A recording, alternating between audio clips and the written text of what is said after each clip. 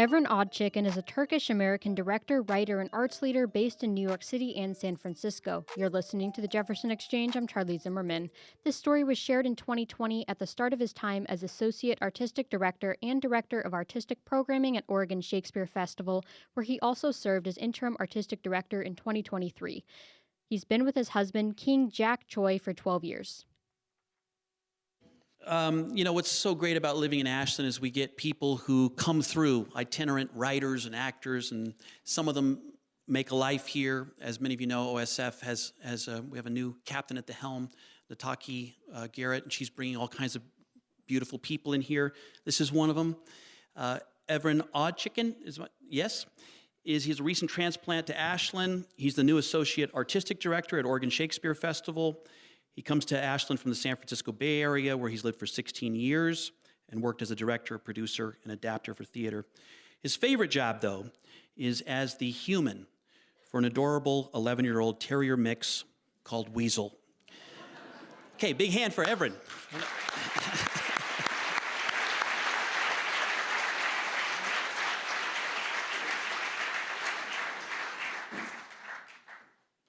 Hello. I've been living in Ashland for 7 months, and I guess this is one way to introduce yourself to a whole group of people. So here we go. I met my husband on Tinder. And this was about 6.5 years ago. So it was at the beginning of the, online app dating craze. And, I was told that Tinder is like Grindr for the straights. And I was like, cool. And I was introduced to it by a straight friend of my very lesbian best friend in San Francisco. And the straight friend was showing us queers this crazy new app they got. And my best friend, my very lesbian best friend, looked at it and said, I bet you can't meet a man on there. And I responded, I bet I can. So we made the account right there. And what makes this love story even more improbable is that my husband, Jack, is the first and only man that I met on this app. Jack is stupidly handsome, so that was the reason why I swiped right, sort of pointed out my interest. But the thing that really got me interested was his way with language. He was casually witty and sort of effortlessly specific in his language with just like the right dash of tongue-in-cheek, which is like a really sort of makes me a little weak in the knees when a person can do that. So, this has been going on for a while in the sense that I've always been in love with language. When I was growing up in Turkey, my house was filled with language from when I was very little. I remember loud, passionate, sort of political arguments with a lot of hand gestures around the dinner table. I remember my father playing folk poetry albums on vinyl. I remember quiet Sunday mornings, which were named family reading time, because basically the whole family would spend the whole morning with our noses in books, reading in a circle, basically, in the living room.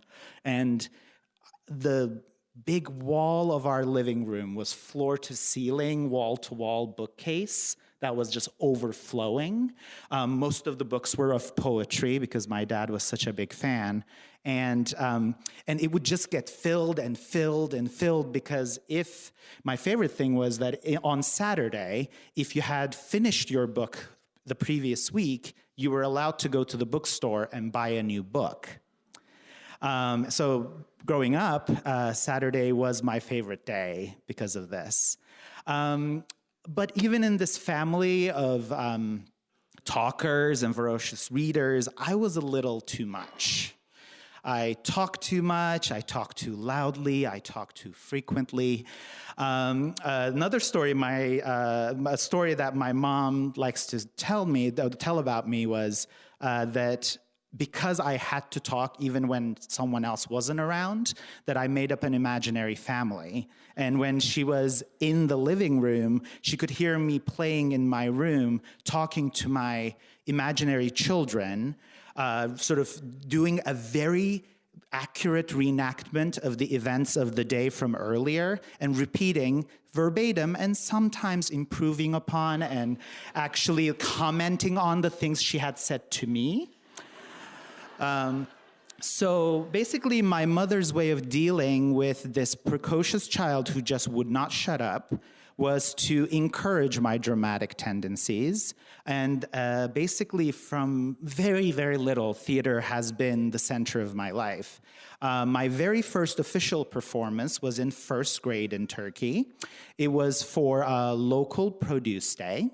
And so, Turkey 30 years ago was actually like ahead of US now in terms of promoting local produce. And I got to do a 40-minute monologue as a 6-year-old, playing a crazy doctor that was crazy about Turkish fruits and vegetables. And the whole thing ended with like my less talkative, but equally adorable classmates wearing fruit and vegetable outfits dancing behind me for the grand finale. So, all joking aside though, theater has been sort of a home for me for a very long time. And it also has been a home for my love of language. There is something about the way theater allows for language, or rather, a unique voice to be embodied and lifted and celebrated by incredibly talented humans, sort of in front of a large group of people like here, and the idea that everyone gets to understand and feel that language together is just, that feeling is so special to me. And the thing I remember, there's this memory burned in my head, in my mind, of when this happened to me for the first time, where I realized what words actually could do to me. So my parents were teachers, and in Turkey, if you're a teacher, you get to have access to very, very cheap theater tickets. And I'm talking like in today's money, it would be like $1 per ticket. So, another way 30 years ago, Turkey is way ahead of the US right now. But anyway, I digress. So my parents, when I was 9, took me to the Istanbul State Theater to watch Blood Wedding, which kind of tells you everything you need to know about them. Taking a 9-year-old to this play that's about death and love and lust and marriage. And all of those things I'm pretty sure went over my head. Yeah, I don't remember that part. But the part I do remember is the moon monologue. It's Lorca's language, this beautiful monologue in that play. To this day, I think one of my favorite pieces of writing ever. This young man with a lantern was standing on top of this beautiful ladder, and there were mountains around him made of rope. And he was up there, and he just spoke Lorca's beautiful language with such clarity, but also so effortlessly. And I remember I was 9, sitting in the seat shaking. And I didn't know why. I still actually don't know why I was shaking, because I don't think I understood maybe the words, but I understood what they meant. And that was really special to me. And as a director and a producer now, that feeling is what I'm chasing every day.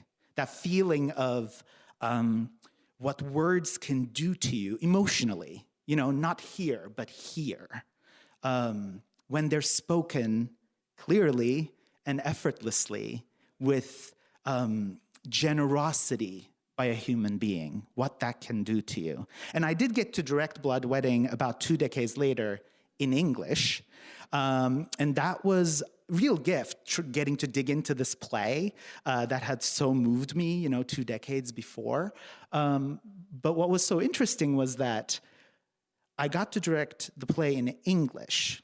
Now, Turkish is my mother tongue. English is my new home. And it's a language that I love. I live in it. I think in it. For a long time now, I dream in it. But English is truly a Puritan language, especially in America. And bloodwedding in Turkish was passionate. Because Turkish, like Spanish, is a passionate language. You can look at someone in the face and say, "My loins ache for you," with a straight face, and nobody bats an eye. In English, if you say that same sentence, like just happened, the audience laughs, as we found out through the performances of this production I directed. But I really, really digress now. Tinder. This will all come together, trust me. So Tinder, like most online dating apps, is not really known for its welcoming nature for, linguistic refinement. For especially the gay versions of these apps, the opening lines tend to be, "What's up? You looking?" And my absolute favorite, "Hey, bro," which is like, have you even looked at my pictures? Like, do you feel like there's any bro happening over here? And I do think it was that difference that really set my now husband, Jack, apart. Because he was, as I said, like, effortlessly eloquent, even when he was texting me about attending a Jonas Brothers concert. And now, just to prove my point, I will do a dramatic reading of our very first Tinder conversation. I'm sorry, babe. Jack, I'm just getting back into San Francisco from the office, heading to a concert at the America's Cup Pavilion. In parentheses, please don't look up who's playing. After I Google and find out it's Jonas Brothers. Evren, I'm so judging. Although I have on occasion checked out the Tumblr about Nick Jonas's ass, so I guess who am I to judge? I do like Carmen, though. Carmen was the opener band for Jonas Brothers. Jack goes, I'm totally here for Carmen. This is me just saving face. Evren, sure you are. Smiley face. I do have a real high/low taste in music too, so it's all good with me. I mean, I was dance walking to Kylie Minogue all the way home. Jack, brownie points? Evren, you are a gay man after all. Jack, I just know how to play to my audience. Evren, I so appreciate that skill in others. I call it selective truth-telling in flirting. Jack, the terminology is exquisite, dear sir. Evren, thank you. Word selection is a specialty, yes. Jack, and proper grammar is an aphrodisiac, some would suggest. Evren, for me, it is. Jack, didn't see that one in our shared interests. Evren, I'm surprised it's not in my self-description. You're cute, spelled Y-O-U-R, never quite did it for me. Jack, contractions are often a sign of laziness. Evren, you're cute equals lazy in bed. Intriguing assertion. Jack, yes, sir. Evren, I do love a formal man. So, 6 years after that tat-for-tat, we are married. And what's so interesting about this for me is, as a language-obsessed man who's in love with words and images and embodied experiences, you look for your love in all sorts of places. But turns out your effortlessly witty, formal, and stupidly handsome husband is actually in the unlikeliest of places of all, Tinder. Not bad, bro.